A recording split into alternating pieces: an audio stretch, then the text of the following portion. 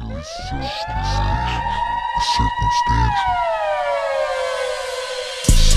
not perfect, God, neither are you. Tell these salty motherfuckers to tell the truth. Tell politicians to give up the rooms. Tell silent voters to stand up to the booth.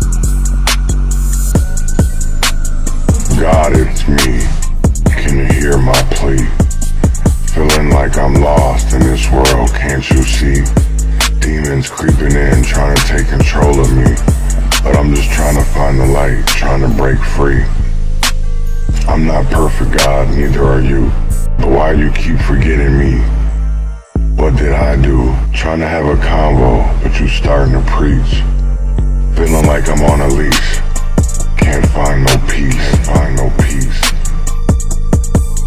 Living in hell, can't you hear my plea? I'm suffocating, can't you see? Why you let these false prophets roam free? While the will run suffer, can't you see? I'm not perfect, God, neither are you. Why you keep targeting me? What did I do? Trying to have a convo, but you starting to preach. Feel like I'm on a leash, can't find no peace. Hardest battles, strongest soldiers, greatest burden, broadest shoulders. Pushing up just like these boulders. See conflict like it's water, so this mercy, take my chalice. Seeking grace through all this malice. All of these salty motherfuckers to give up. Politics and sinners, they all the same. Got me stuck in this endless game. And I won't give up, won't play the role. Gotta do what's best for my soul. I'm not perfect, God, neither are you. Tell these salty motherfuckers to tell the truth. Tell these politicians to give up the room.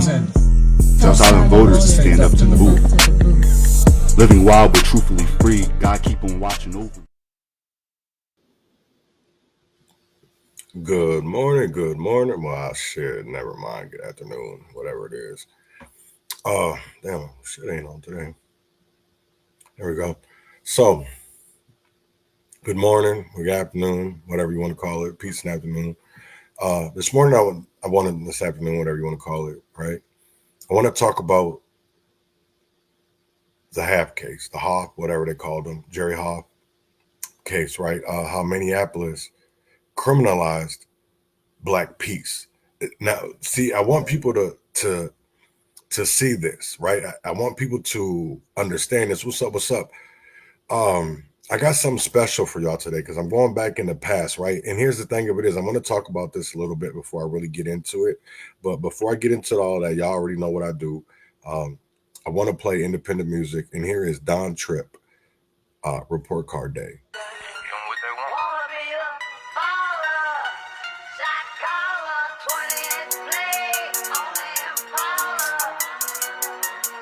I usually wanna be a baller, a shot caller, with 26s on my Impala. That's until I had a son and a daughter, and I decided that I'd rather be a father. I'm still getting money, got you pussies hot and bothered. Never stopped fighting, caught me Hurricane Carter. I was grinding harder when they repossessed my Charger. I was getting money, but I fucked up my priorities. Lesson learned, I had to be patient, had to wait my turn. Mr. Tripp ain't welcoming the bitches far as they concerned. They ain't want me eating at their table, then the tables turned. Though like Homer Simpson, except I don't work for Mr. Byrne. Why you got your hands out? I got nothing to give away. Ran into a rat the other day, I had to shake it bake. Mama had to scrape just so we wouldn't stay in Section 8. She did damn good, so just let me set the record straight. Mama ain't want nobody to know that we was broke, I think it hurt her pride. Problem is I'm far too fucking arrogant to tuck and hide. Let's go get this bag then, let's go have a blast. I was breaking down bells, had me always late to class. And I never been ashamed of all the errors in my past.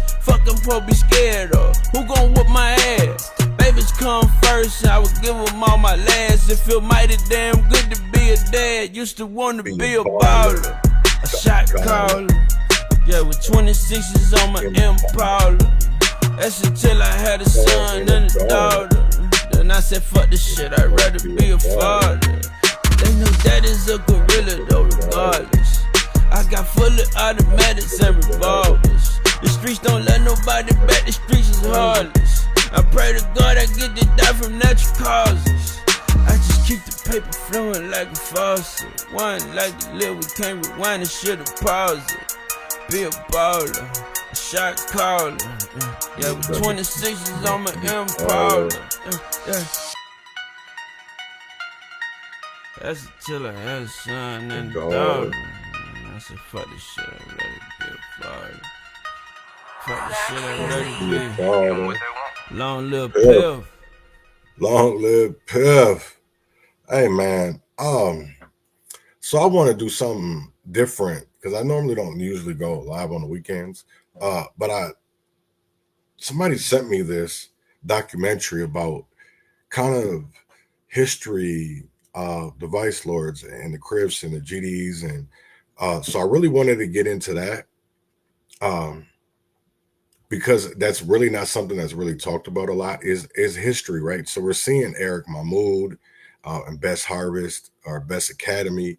So I really wanted to go into kind of like a lot of it is history, right? It's some people call it the past, right?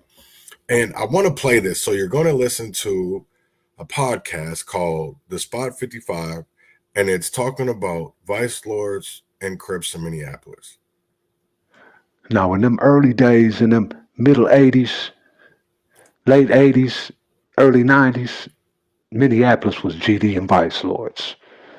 I mean, yeah, you had Stones. Definitely had Stones. You had Black Souls. You feel me? You even had a few Black Disciples. But the cats that were putting it down, when you heard about a humbug, when you heard about some gangbanger, it was Vice Lords and Disciples. 9 times out of 10. And the Disciples, being the deepest criminal organization in Minnesota, still is, were everywhere.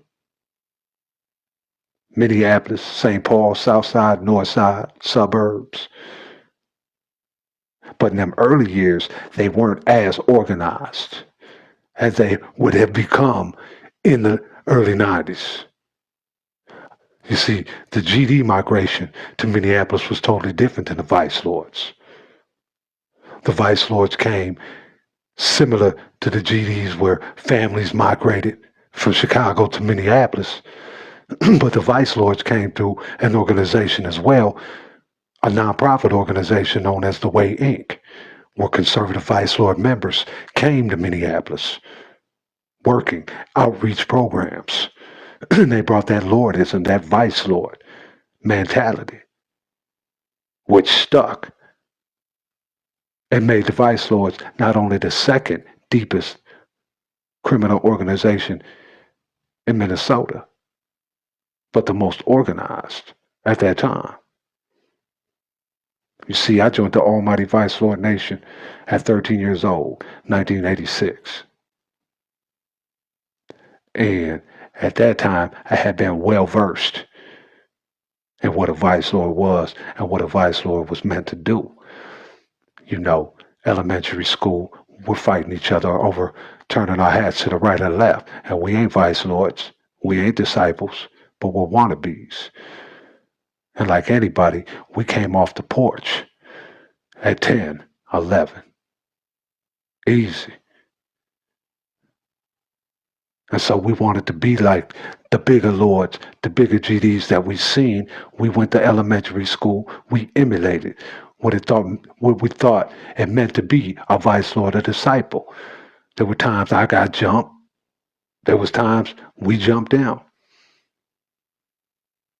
But by 1986, 1987, I'm full-fledged conservative Vice Lord. And I'm running the streets, engaging in skirmishes day to day with GDs, Black Souls. My hood is connected to the Blood family, which is now known as the Cross Lake Rolling 30s Bloods. This gang started totally separate from Los Angeles Bloods. You understand me? Original Minneapolis Blood gang. It wasn't until the middle 80s, late 80s that they joined the Blood Alliance with Los Angeles. You understand me? So now, Like I said, it was every day as a young vice lord that we were banging against GDs. Me, myself, I used to go from south side to north side. A lot of my schools from junior high on up were all over north. So there was a lot of times I ran into GDs, whether it was on the bus, at school, downtown. Roller Gardens was a common spot. And those that were in it remember how we used to be. Sometimes they caught us, sometimes we caught them. The Crips began to migrate from Los Angeles to Minneapolis, the 6-0s, shotguns, Raymonds. And they began to get their money. They came with the product and tripled their prices. Cats like Big U and the 6-0s. You know what I'm saying? Space Ghost and the 9-0s. Reputable shotguns. Raymonds. They came to Minneapolis and they got paid. When they first came to Minneapolis, there was no drama. The other gangs and organizations did not see them as immediate threats. By this time, the Bloods did. Because like I said, it was in the late 80s when their connections with the Bloods in Los Angeles began. And they became aware of Crips as their number one enemy. And so they initially started bumping heads, naturally. But when it came to vice lords, disciples, and the other cliques that were around at that time, it was money to be made. Right. As far as the Crips go, they had the good prices. And they had to wait. So that gave the Crips a good 3 years to ball, you know what I'm saying? To initiate new members and to get their little territories, get a place where they could, a home base. Mm-hmm. By 1990, boom. Their first war after, separate from them and the Bloods, was the Vice Lords and Crips. All out war. And even though, the shotguns didn't get along with the 60s. You feel me? The shotguns didn't get along with the 9-0s. So it wasn't like they were teaming up with us. As a Vice Lord, we was banging against GDs. By 1990, we could banging against GDs now, 6-0s, 9-0s, you know what I'm saying? And shotguns. And I'm not going to lie, because their G's and some of their members came from Los Angeles, the level of gangbanging, the level of violence, it started to go up because of that. I'm going to give them their props. I've always said that the Crip gangs in Minneapolis, when it came to gangbanging, as a vice lord, as an opposition, they were formidable opponents. They made me raise my level. I had to. They was playing for keeps. They had a West Coast style. I was brought up on a Midwest Chicago style, more organized, more think before you act. Theirs was more of a crash out when it came to gunplay. And they constantly pushed the line. They would bully you if you let them. You understood me? You knew they were around. They had that type of swagger. So naturally, they were going to butt heads with the Vice Lords because we were the most organized at that time, second largest, and we were arrogant as a mother. You feel me? Now, the North Side has always had a Chicago feel. A lot of Chicago people migrated to Minneapolis and made families on the North Side. So it's got a Chicago feel. You've had your Mickey Cobras, your Stones, your Unknown Vice Lords, your Disciples, your Black Souls, your BDs. All these cats were over north in the late 80s, early 90s. The Crips were just getting established. They had a stronghold in St. Paul. The 6-0s and the 9-0s were stronger in St. Paul. Yep. But then the 6-0s had a spot over South. The 9-0s tried to establish a spot over South. We began to butt heads with the 9-0s at first because the 6-0s were doing their business over by the Native Projects on the opposite side of Lake Street. Right. That's the opposite side. Our hood is Cross Lake. So we didn't bump into the 6-0s until around 91, 92. You see what I'm saying? 90, 91, we started funking with the 9-0s. Little skirmishes that built up and got worse and worse each year. The more they got their money up and the more they got their members up, you know, we didn't know it was unwinnable. The wars were all unwinnable. There was no way we were going to eliminate them totally and they were going to eliminate us. All we could do is hope to push them out of our section and know that we wouldn't get pushed out of our section by them because we were more established. We lived there. We were deeper. A lot of them came from out of town. Right. That's right. A lot of shotgun Crips over north used to be vice lords. You understand me? So there's a lot of political shit that went on back then. A history that has everything to do with how Minneapolis turned out, how it is now, and why it was called Murderapolis in 95. That's why we developed this page right here, because we're going to give that history. We're going to do them interviews, you know what I'm saying, with all the reputables that were around in the 80s, the 90s. You know what I'm saying? We're going to talk to the young cats now that got the streets. You feel me? Every coast, east, west, and even the cats down south, they're giving their history, the documentation of their reputables and what their streets had to offer and the whole scheme of things. Minneapolis is unique because Minneapolis is one of the oldest cities in America, one of the first that had Crips and Vice Lords and Disciples and Bloods. You understand me? And the style of gangbanging, Chicago meets Los Angeles in a city, that made for a totally different type of atmosphere. You had reputables, all the reputables, from Willie Lord to Big U, Space Ghost. You know what I'm saying, me? Sharif Willis, China Joe. You had real members that came to Minneapolis and established. So you know what I'm saying? If you enjoyed this video, please hit that subscribe. Hit that like and that share and press. Please go ahead, like and subscribe to him.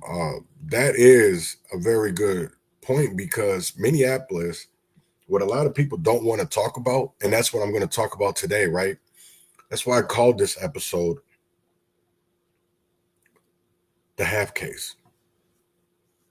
Because there's the crazy thing of it is, right? It's not just me talking about it.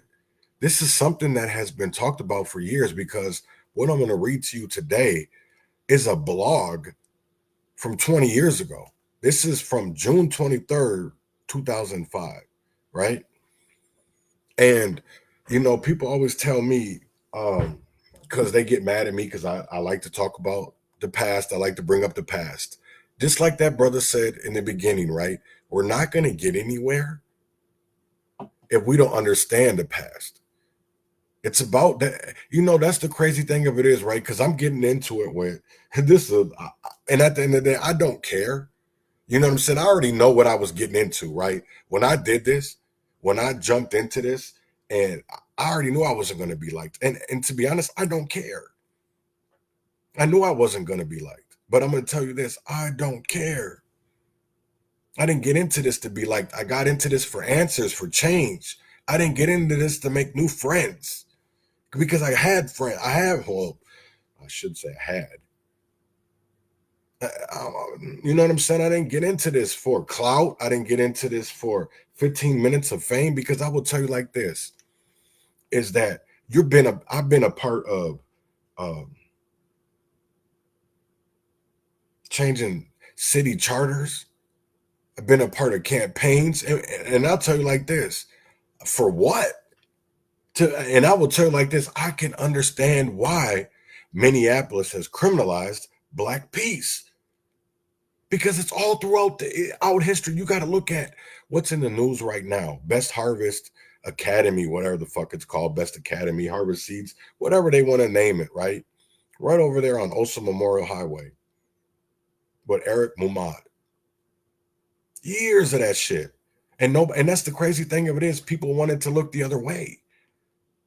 They wanted to look the other way because, first of all, how many people knew that about Eric and allowed their kids to go there, or knew that about Abdul Wright and allowed their kids to go there? Because y'all should be ashamed of yourselves. You're allowing your child to be around sex offenders, sexual predators that haven't been accountable, responsible. You know, that's what this is about. Because the crazy thing of it is, people get on me for bringing up the past for things that we haven't been accountable for. Things that people haven't been responsible for. You know what? That's the crazy thing is that, you know, yes, certain people have been exonerated or set free, but they haven't caught the killers. They haven't caught the killers. They're still out. Here's the crazy thing. Y'all want to talk about, oh, what about dude's book, Stephen King? They walked among us. And y'all don't say anything. Because here's the crazy thing. If it's out of sight, it's out of mind. And if you don't know about it, how are you going to do anything about it? It's not to bring up, I want to tell people this is, I don't mean to bring up, I did at first, I wanted to throw this shit in people's face. But the more I read, and the more, I will tell you this, right? Be going between all these blogs, between Johnny Northside and between, and there's a lot of names, Don Samuels, Don Allen. There's a lot of political bullshit. There's a lot of, you know, from the NAACP, from the Urban League, from the Harvest Best School, whatever they want to call it, the academy.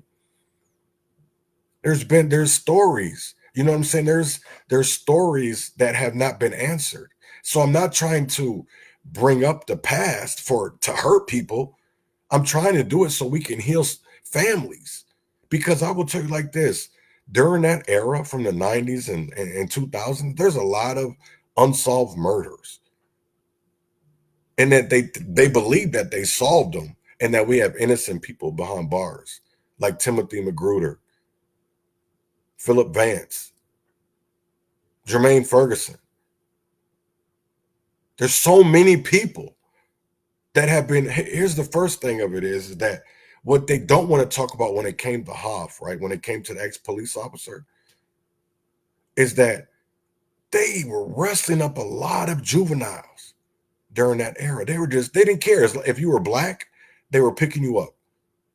If you were Black, they were picking you. And listen, man, this is not me just saying this shit. There's actual documentation. There's documentation. Because I will tell you like this, there's a lot of things. And, you know, even reading through Ron's, I will say that most of the shit that I've been talking about, I get it from Ron. People think that, you know, a lot of that shit I put up them anonymous comments, but a lot of it was already talked about with Ron. He's already been, you know, the blog wars and all that shit has been talked about. Right. No, and that's what's crazy, man. It's like I don't get it, right? Because somebody asked me this morning, right? Like, what do I get of trying to bring up the past in the present? And I said, hopefully accountability. Here's my thing of it is, and I ask anybody, you know, if you're watching this now, if you're going to watch this later, the question I have for you is, Do you want truth and transparency, or do you want to run with narratives? Because I'll understand if you just want to run with narratives, but if you want truth and transparency, then you should want what I want, the truth. Because there's a lot of questions out here. And the crazy thing of it is, it's not just one person saying it. It's not just Chad saying it.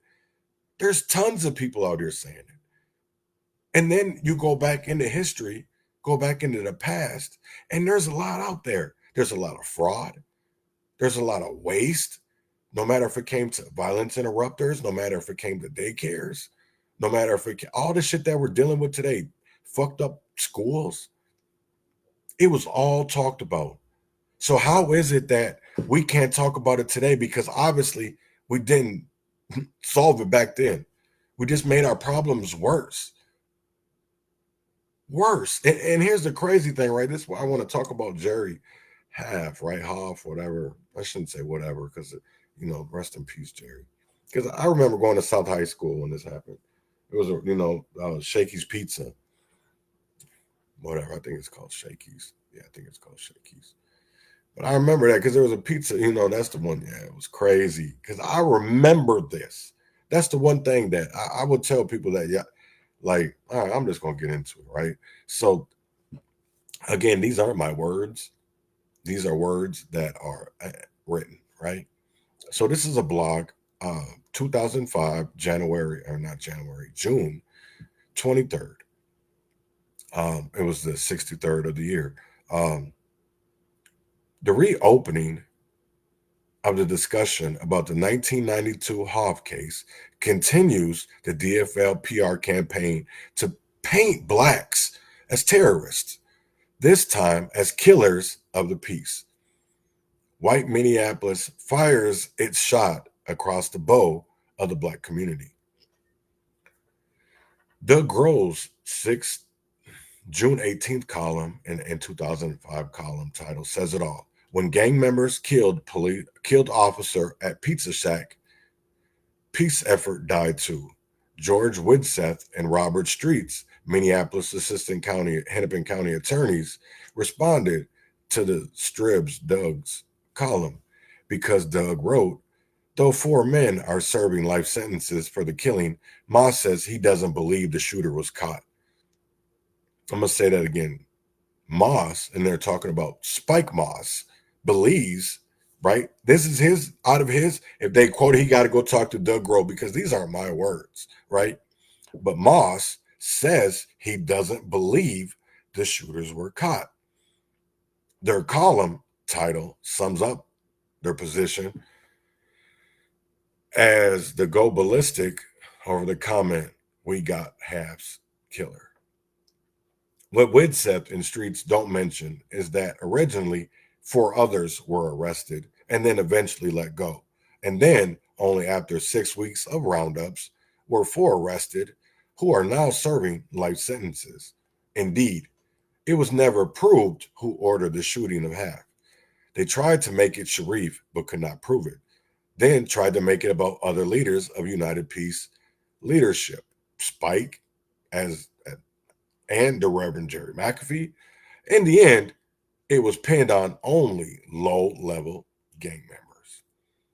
The system has seethed for 13 years in its desire for a showcase trial with higher-level black leaders as if community activists, as per their statement, are community leaders by day and gang leader by night. This is the shot they have fired across the bow of the black community. This is how you tear apart a community. Accuse them with innuendos, scare them, and then round them up. What do these 2 strip pieces tell us? They tell us that the wounds of this incident are still festering among white Minneapolis. More serious are the other messages of Widseth and Streitz. 1, that there is a serious question of danger for those attempting to work to save young men and women from the abyss of gang activity, as they are defined as being gang members too. And here's number 2, he says, 2, there is clear implication that Spike and others should have been indicted for aiding and abetting the murder of Haaf. Why would they write such a thing? If they spent, as they write, thousands of hours establishing the guilt of those charged, then surely they would know whether Spike and others have been indicted or not. Such innuendo activities are such innuendo achieves what they don't want.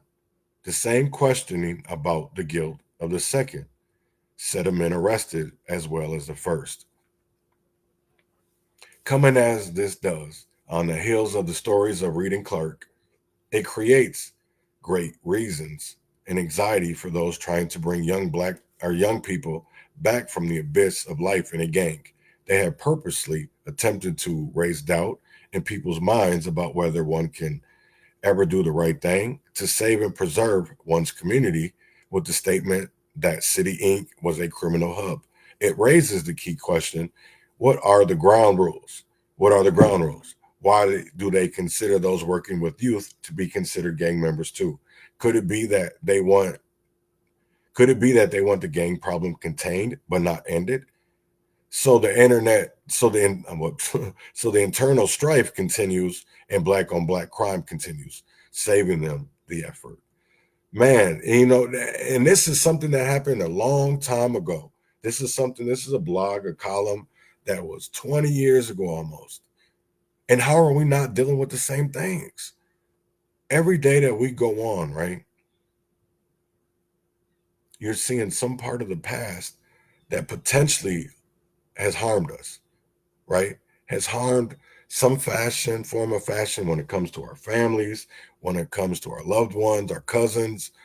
Some part of a family member has been caught up in this mayhem. And it needs to be answered. This is my thing of it is, I'm not trying to cause harm. I feel like there's already harm. There's been enough harm done, right? There's been enough harm done.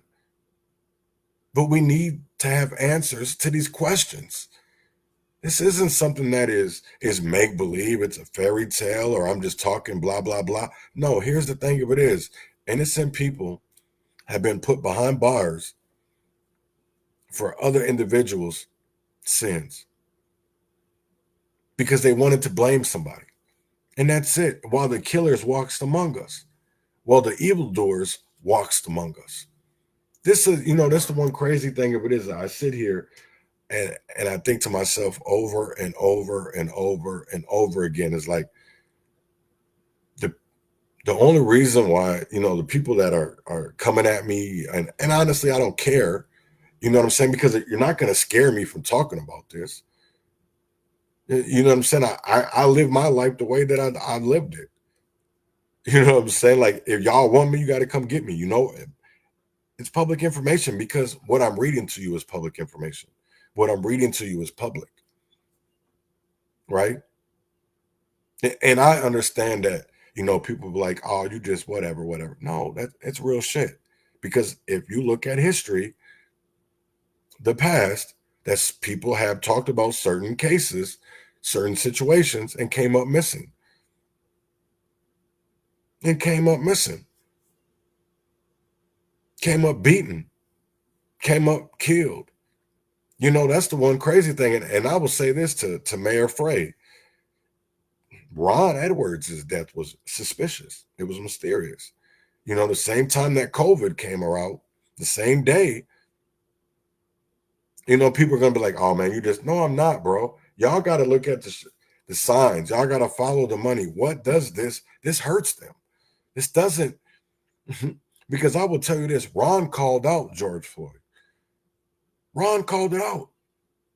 Not that it was going to be George, but because what was going on was Sabari, and he understood that counterfeit ring that was going on over there, something was bound to happen. Something was bound, just like with Jerry's flower shop. Something was going to happen because they allowed that shit to go on. See, they wanted people to think that it was about counterfeit money. It was about merely kind of mass mandate. They hyped us over counterfeit money. We've seen it in video that George, and I'm not saying that, I'm not, listen, people gonna be like, oh man, you seen I'm not saying that. What I'm saying is that we seen what we've seen. That's not, I'm not accusing him of nothing. I'm not saying that he died of nothing. I'm saying we all seen what we've seen. We've seen that there was pills in his mouth. I don't know I know there was fentanyl in his system. There was a high amount of fentanyl in his system. Now, and what we know about fentanyl today, and especially if it was illicit, that was enough to kill him. You know what I'm saying? So it's not to have multiple answers, because I look at Zoya Code, John Pope, and then now even Jennifer Day, and I'm like, oh, okay, that doesn't matter to me. You know what I'm saying? He still deserves to be where he's at, in federal prison, because he violated the civil rights of others while he was a peace officer. So to be honest, I don't care about all this. Oh, well, George died of an overdose, blah, blah. So Derek should get out. Listen, Derek is where he needs to be, because he was allowed to violate others' rights. And not even that, our civil rights. And that's what it's all come down to, because even about, what a lot of people don't want to talk about either is Jamar Clark and Justine Dimond,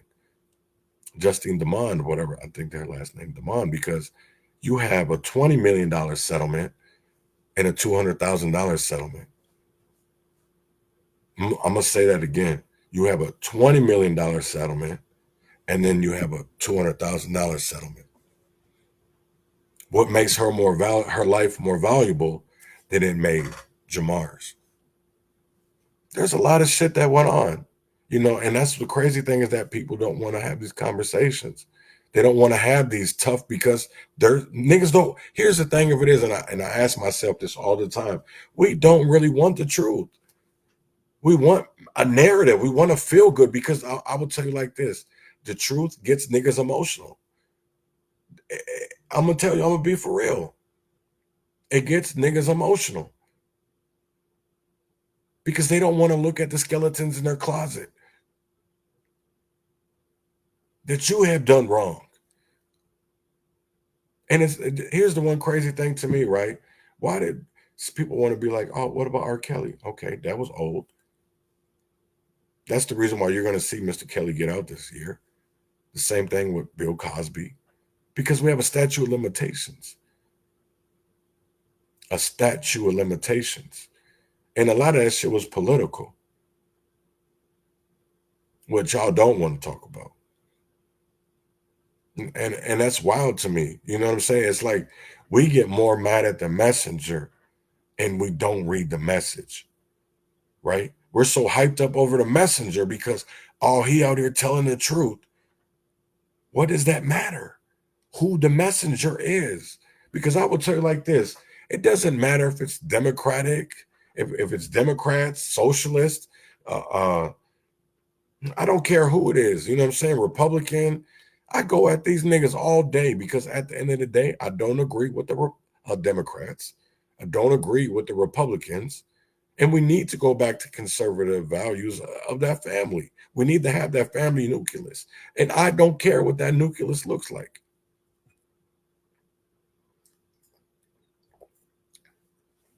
I don't care if it's two women or, this my thing of it is when it comes to LGBTQ, right? I shouldn't even go there, because I want to talk about Jerry Haaf in Minneapolis. Fuck that. But yeah, that's what's crazy, is like this stuff has been going on for years, and people don't want to have these conversations, because if we did have these conversations, we wouldn't be here. We would have some kind of accountability. But because we allow these blood on people's hands, like RT Ryback, right? That's all we do is recycle them. That we got an election coming up with Jacob Fry, whatever you call him, Omar Fatih, Emily Koski. And how isn't this is the thing I think about all the time, right? Is how are we voting for these people to get into office when we know their sins? When we know their sins, or is it because there's enough gatekeepers in the community to silence them others out. And I'm gonna tell you like this: I'm gonna make them hunt for me. I'm gonna make them come look for me, and I'm not gonna back down. I'm not, because here's the thing of it is: until you answer these questions that are still left with plenty of questions and no answers, are because certain people don't like the answers because where they lead to, that doesn't matter. We just want the truth. Because I will tell you like this: there's a lot of names. It doesn't matter if it's political. It doesn't matter if they're community leaders. It's really big. And there's a lot of, they're police officers, they're prosecutors, they're mayors, city council, representatives, senate. This goes all the way up all the way up the ladder. So even when it comes to, with this fraud, how does it not seem like all this shit wasn't a setup? If you look back in the past, right? Because, that's one thing I'll say about Robert, me and him being on this shit, you know what I'm saying, with the data request, and it takes a team. And that's the one crazy thing of it is, right? Because there's enough motherfucking stories on Johnny Northside, what you had individuals talking about information to the police, and then the Minneapolis police precinct leaking that information. So I can understand why the community members don't want to talk sometimes, or why they leave anonymous comments, or why they leave, there's sometimes people, that's what's crazy, man. It's like, I have family members that's, some of them dislike me, and then other ones are telling me keep doing what I'm doing, because they like what I'm doing because of the fact there was never anytime these stories came out, there was never no answers. They just swept them under the rug. And I'm gonna be for real, because anytime you bring up a specific situation, they quiet down. They call you out. Same thing with L. Flowers. The same thing with, and that's why I'm so disrespectful when it comes to some people, because at the end of the day, y'all been asked over and over, you can't keep pushing this shit away. You got to answer at some point. You got to answer at some point. And I'm going to keep on the same thing. Like, I was shocked at Don Samuels, because he comes up a lot. When it came to North High, when it comes to the CSI investigation, you see Bobby Joe Champion, you see Jeff Hayden, you see Jerry McAfee, you see shit, even Don Allen's name. That's the one crazy part. All this shit that comes up, Lisa Clemens, Spike Moss, Sharif, it's all the same fucking people. How are we not getting anywhere? And that's what I want. I honestly want to know, right? If you have the same, this is from 2000, this 20 years ago. We're reading the same names. The same names. So why? Never mind it. Because y'all are okay with the black churches and all that. Because these motherfuckers are your buddies. These are your friends. Right? Because you won't bite the hand that feeds you. Are you either scared of them? That's what I don't get. Because I will tell you like this. You go over on the Twitter, Facebook, they'll jump on you. And I'm going to tell you like this. Them white people on Twitter, hats down to Twitter right now, because they crazy. Crazy. Right. No, I know, Robert. I'm not even tripping, man. You know what I'm saying? It's not even, that's the crazy part, is people don't even want to believe that shit. The evidence can be there, and because they can't see it in person, they don't believe it. That's what I will never understand. It's like, nigga, you believe in ghosts, you can't see it. The fuck? How you believe in the tooth fairy, nigga, and y'all don't believe in that our government and our police departments and all that done fucked over our families. And then we have churches and nonprofits that were a part of that. That's why I'm pissed off. And then the crazy thing, there's a plenty of this shit. And every time, what's crazy is, to be honest, I think they killed Paul Wellstone to put Norm Coleman in. Whatever it called, I think his name was Norm Coleman. They put him in there to get his vote. You take away Paul's and you get another vote. Because I will tell you like this, it's real kind of funny that, you know, Sharif went up there and was talking about how they were leaving guns and drugs and totes over north. And then all of a sudden, I shouldn't say all of a sudden, because I think it was a few years later. All of a sudden, Paul died. Because in my eyes, there's a lot of these motherfuckers that don't want to see the problem. And then there's some that'll be like, man, listen, I know what it's going to bring. That it's going to bring death. It's going to bring something that possibly that others are scared of. I'm not. They've already done it to me. The only thing they haven't done to me is kill me. You're going to have to kill me. You're going to have to, because at this point, I'm tired. I'm tired of hearing these same stories. And then the fact of it is that the media won't even touch this shit, because at the end of the day, they're a part of it. WCCO, that's the one crazy part. And I will say this, I see the dude up, Johnny Northside, back in the day. He runs Northside Minneapolis Crime Watch or some shit. And it's like, come on, man. You know, there's enough here that why can't we get answers? Why does it every time that we got to sweep shit under the rug? Huh? Because I'll tell you like this, people are getting affected.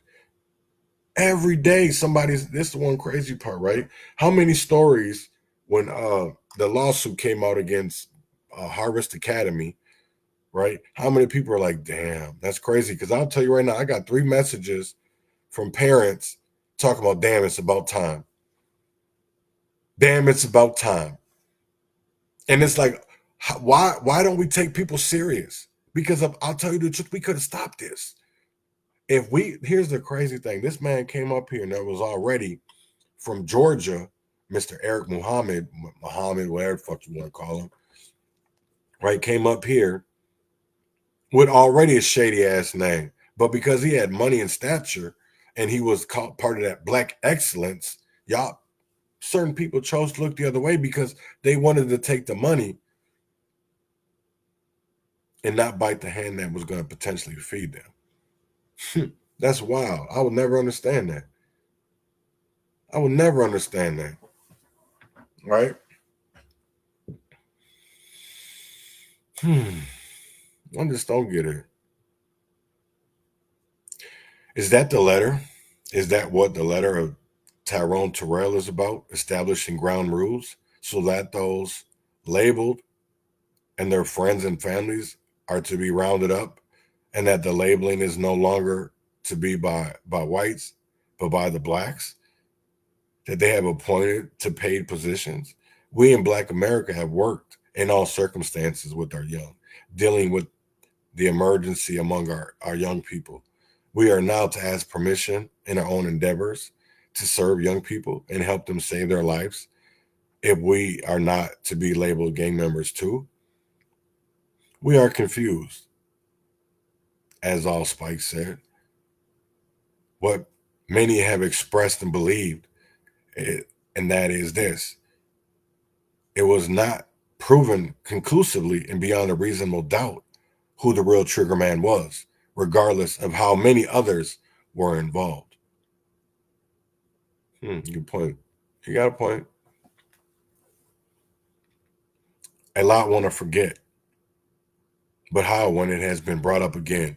Recall that the group of 4 convicted was not the original 4 arrested for the murder. The first four were released. The word on the street at the time was that they had been cooperating with police and in return were allowed to move a significant amount of drugs through the city. And how were the final 4 determined? Only after 600 African Americans were rounded up and detained over a period of 6 weeks after Jerry Haaf was killed. We do not favor gangs, and we do not write in support of Spike, but rather in support of truth and justice. We are now faced with the fact that this has opened some very deep and dangerous wounds in this town. So again, we ask, what are the rules of engagement? What is expected as appropriate efforts of a community to save lives? As we sit down in a room with the young involved, will we later be indicted? It is almost as if George Widseth or Robert Streitz have been waiting 13 years for this opening in order to seize the moment to make their charge. They issued the warning that Moss should be more concerned that he worked alongside Sharif Willis, who was a community leader by day and a Vice Lord's gang leader by night. Let us look at their words again. They spent thousands of hours establishing the guilt of those charged. Then why don't they know for sure about Spike? And what do they know for sure about Jerry Haaf, who on a patrolman's salary lived in a $400,000 house that today would be worth over $600,000 and had a big boat? Inquiring minds want to know if that had anything to do with his death. We are also curious as to why Widseth and Streitz ignore the reality of the history of the time that Sharif Willis, who had murdered a man 7 years earlier, was the darling of the white corporate community and released at the urging of the white community. We suspect that they had a noble savage view in the right environment, theirs, and under the right overseeing. Theirs, blacks would be peaceful. Indeed, Widseth and Streitz fail to mention that. No, oops. Did I read that? Oh, never mind. No, I didn't. So, indeed, Widseth and Streitz fail to mention that Sharif Willis was such a darling of white Minnesota that he was featured on the front page of the Wall Street Journal in April 1991. Their online archive only goes back to 1996 and was a part of a peace summit that discussed the economic plan of Dick Gregory and Louis Farrakhan, and that was to be financed by Bill Cosby. But with Officer Jerry Haaf shooting, Sharif was no longer the darling of the white community. They tried to pin the shooting on him. So let us look again at that pre-Haaf shooting landscape. The April Wall Street Journal article celebrated the successful peace summit in Kansas City, a 4-day conference heralded and supported by Russ Ewald, NASB, and General Mills. What Widseth and Streitz don't mention is that hundreds of gang members, Asian, Black, Hispanic, Native American, were celebrated there too. Next up were Cleveland, Chicago, and the West Coast. Then it was on to Cleveland in hopes for Chicago, maybe West Coast, Hispanics wanted. We were cut out of the Cleveland meeting with Nabe and McKnight labeling me too dangerous. Spike and McAfee agreed to my being cut out. Nonetheless, Cleveland showed great promise. People came from New York, Boston, Pittsburgh, Washington, D.C., etc.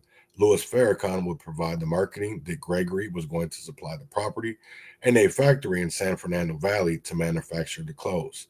And Bill Cosby was going to finance the plan for $2 million. Not realizing the significance of tossing overboard the author of the plan, they found themselves unable to articulate the plan and were told to bring it back in to explain it. But Russ Ewald remained adamant that we were dangerous and didn't matter. Haaf was killed. Everything fell apart. Spike's program was ended.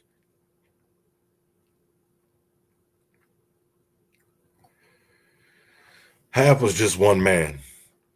How could the white community become so unhinged over the death of one when they yawned at the multiple deaths of young black men? The whites were angry. They blamed Spike Moss and wanted him on trial as well. It would have been a show trial to rival those of the USSR. The whites didn't mind as long as the blacks were just moving drugs among each other and killing each other. Then, bang, literally a white cop is killed and everything comes to a screeching halt. The same occurred when a white girl was later killed in Martin Luther King Park. Clearly, for the Strib, he's talking about the Star Tribune, for Widseth and Streitz, in the white race, in the white, nice Minneapolis, there is greater value for the white life than black life. Sharif, the Prince of Success, heralded by the white Minneapolis, was arrested on a weapons charge and in prison for life as a 3-time loser.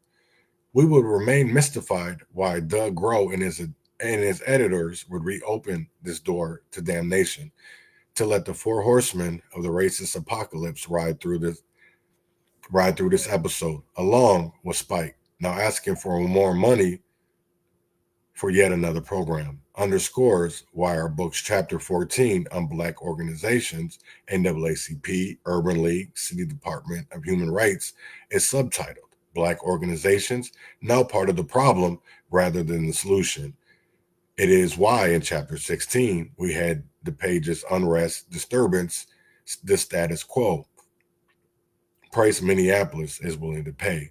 We as Blacks, again, get the blame. And yet the real answer is jobs, in which first is required education, and yet the basic test scores reported in the Star Tribune shows the gaps we reported in chapter 7 of our book have increased both in terms of Black-white student test scores and in the terms of between high-scoring schools, predominantly white, and low-scoring schools, predominantly Black. In our book, we refer to it as clubbing the Cubs and the inferiority and helplessness. We call instead for stopping the clubbing and teach skills, optimism, and hope. This is not done. The status quo for the city is maintained. Blacks are blamed. The gaps hold or increase. All is well, but the Minneapolis separatist status quo. Job hiring compliance rules are ignored. The rules of the education of Blacks is ignored. The status quo wins. Our kids lose. Peace initiatives remain abandoned. Black remain sequestered in the inner city. All is well and right with the white communities. That's, this is, again, like I said, this is from 2005. These are Ron Edwards' words, and it's crazy that we're sitting here talking about something that is crazy as hell. You know what I'm saying? It's like we are still talking about. Yeah, I did. I seen the Cheney assassination team. Yeah, I seen somebody. I think it was you sent me that. But it was crazy how we look at shit and it's all the same. It's all the same. And I will never understand that, because you go throughout history and you see the same shit over and over and over again. So I don't understand, and maybe I never will. Maybe it wasn't for me to intend to understand, but I understand that there is a history and it needs to be answered. There is questions that need to be answered. I don't know what more else to say than that. I know that this is going to hurt people. I know that this is going to make people feel good, because it is shit that people don't want to talk about. And I understand that. Some people are going to get mad. Some people are going to get frustrated. But to be honest, that's what it is. I mean, shit, to be honest, I don't understand what else we can do without bringing up the past, because people have been hurt. Doesn't matter if they were not meant to be, or if they were just side bullets, or if it was, in the wrong time, in the wrong place. But I will tell you like this, it is things that needs to be talked about. It's not something that needs to be hidden anymore. It doesn't need to be swept under the rug. These are all things that we need to continually spotlight, just like with Harvest Best, just like with Feeding Our Future. And we need to look at people as, okay, if they're a whistleblower, so what? We have plenty of snitches in our community that we uplift. So why don't we uplift these so-called whistleblowers? And with that being said, man, I'm out of here. I'll be back tomorrow, 9 o'clock in the morning. And I'll see y'all tomorrow. And win or fail, freedom or jail, heaven or hell, wish me well.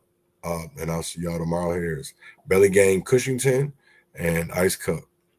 Hey, I grab a cup with some ice in it. Nigga, my life in it. They're going through shit, nigga. Pour this shit up in the cup.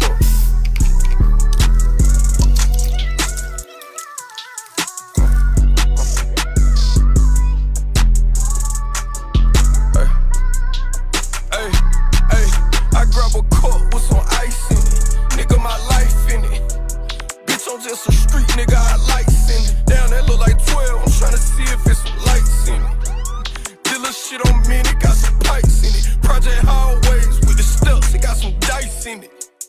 These little niggas playing off in a strike. Nigga candy lady got a refrigerator full of Sprites in it. Ay, nigga, ay, I move around in a Malibu or Altima, I go low key. Ay, lock the screen trap with the dough key. Jose hit a nigga with a 4-piece. Nigga to my plug, I'm a little brokey. He don't like it when I cut it